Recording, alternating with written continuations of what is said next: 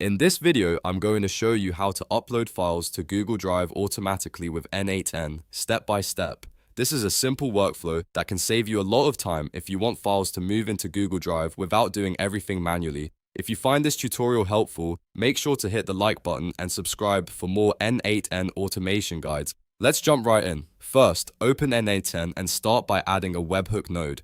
The Webhook node is what will receive the incoming file or trigger the automation. So this is the starting point for the workflow. Once the Webhook node is set up, make sure it's ready to accept the data you want to send into the automation. After that, add a Google Drive node to your workflow. This is the node that will handle the upload process directly into your Drive account. Next, in the Google Drive node, choose the Upload File action. This tells N8N exactly what you want the Google Drive node to do, which is to upload a file instead of performing another type of Drive action. Once you've selected Upload File, connect the node to your Google account. You'll need to sign in and allow N8N to access your Google Drive so it can upload files on your behalf. After the connection is complete, your automation is ready to use. At this point, you have the basic workflow set up. The Webhook node receives the file and the Google Drive node uploads it automatically. That's the full process. If this video helped you out, please give it a like and subscribe for more practical N8N tutorials just like this one.